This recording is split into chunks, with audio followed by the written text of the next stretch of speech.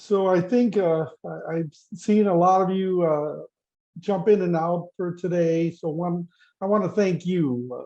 I think during this pandemic, what we've learned is, we're isolated, we're by ourselves, but what we are looking for is connection. And I think through art and culture, as I listen to all the presentations, the importance of family, culture, maintain that connection to our home country, whether it's Mexico, Puerto Rico, or Central or South America, that is still alive after so much time here.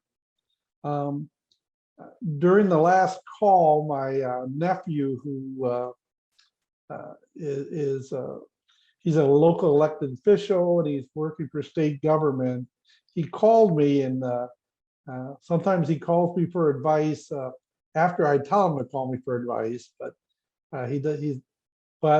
as I was speaking with him, I looked at the screen and I saw Carmen there, and it was a deja vu. So it was just a reminder that sometimes these things are meant to be. And so I want to thank you, for all of you, for spending some time with us today in this virtual environment. I was a little worried that 18 minutes wouldn't be enough time to share our thoughts, but I think each of the speakers did an amazing job of really focusing their words, their images, their talents. And as I listened to each workshop, I think the common theme was, know thyself, know thy history, and be the best you. Share what you have to offer to our larger community, because we as Latinos, we are here. And one speaker said, if they close the border, we will still be here and we'll still be growing. So I'm excited about that. We had the pleasure, I want to do some thanks. We had the pleasure of having some guest moderators. My good friend Lupita Montoto, we were on her Spanish radio show, La Movida, on Tuesday. And then Wednesday, she gave me in a group I'm involved with, Latino Consortium for Action, an award. And her and her husband have been on broadcasting 24 hours for the last 19 years. And I really want to thank them for all their commitment to keeping music alive in our community.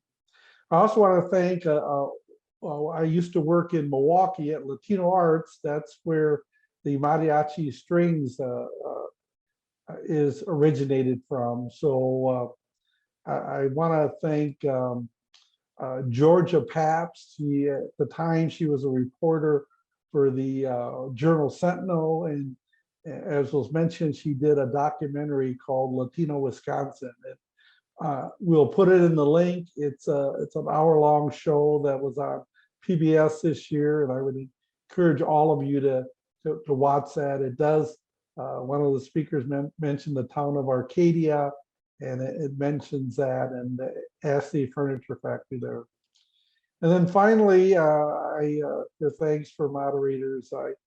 I live in the Wisconsin Dells. I have a small condo in the Dells, and I saw Valerie Juarez do a show on Oshkosh where I went to college, and where I first met Zarko. And I reached out, I didn't know her, and I asked her to, she would serve as a moderator, and she stepped up, and I want to thank her for doing that. We do have a number of sponsors, Edgewood College, the Chicano Studies Department. I see Peter on the call here, and I really appreciate them stepping up when I ask for support, because these things can happen. And Edgewood College, want to thank my friend Mr. Garcia there, and also want to thank our two main sponsors, Dane Arts. Mark Ferrari was on the call for a while, and Karen Wolf, the city arts administrator here in the city of Madison. Their initial support about a year ago made the rest of this kind of possible. I also want to thank a couple individuals who stepped up. Roberto Rivera, who in our website you'll see a gallery, and we still are accepting bids for some of the Chicano art he collected in the 70s and 80s. Mike Ross from the Madison Children's Choir, Mark Vitale for the reception at the art party we had last night, and Doug Gregory. We also want to thank our media sponsors, the Isthmus Weekly Magazine. They're up and running now. They did a nice spread that had the whole conference schedule. Madison 365, Dave Dahmer did a nice article, and John Gramley with the Capital City Hughes. Wisconsin Public Radio, Kate Archer Kent did a wonderful interview on Wednesday. And once again, La Movida, and two friends, a friend from PBS, Wisconsin Public Radio, Amber Sandow, and Natalie R., who did an excellent article in the Capital Times. We have a number of university representatives from across the street, UW-Madison, Mount Mary, Edgewood, UW-Platteville, and Alverno, and PBS. Finally, I'd like to thank Omega School. I do have a full-time job besides being a poet laureate and a cultural worker, and I work at Omega School. We help young adults earn their GED diplomas, and I've been doing the same job for 28 years. So I really thank our board.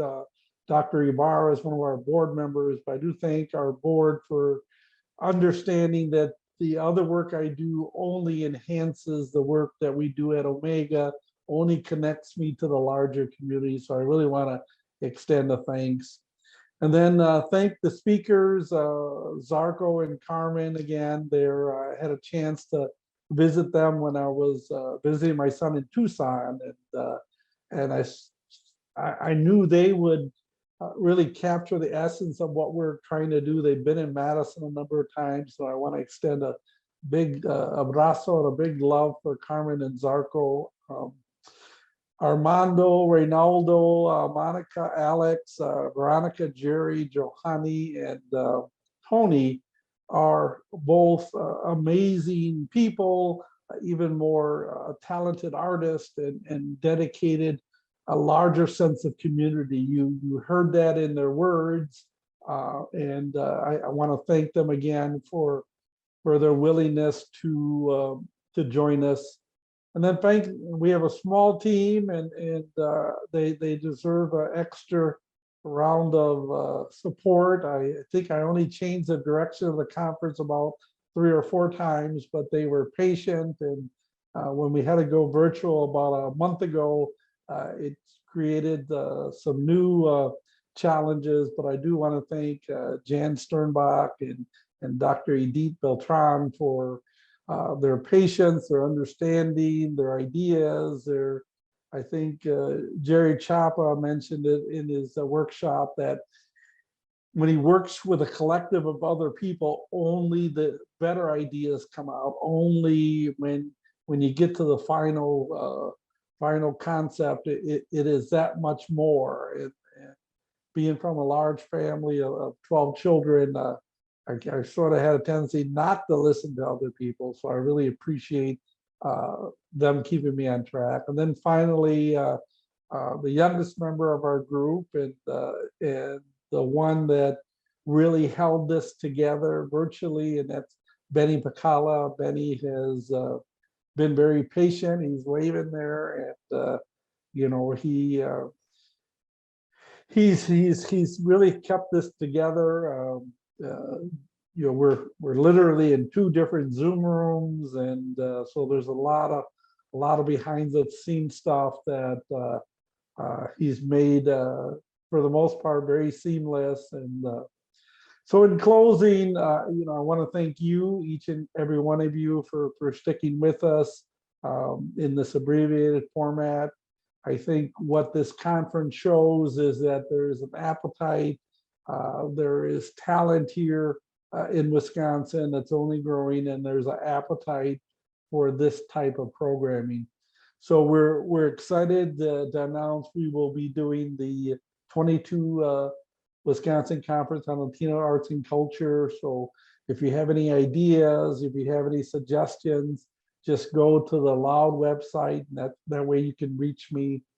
But if that's all I have for today. We got here pretty early. Benny had us here at 7. So while I do get up early most days, it's been a long week. So thank you.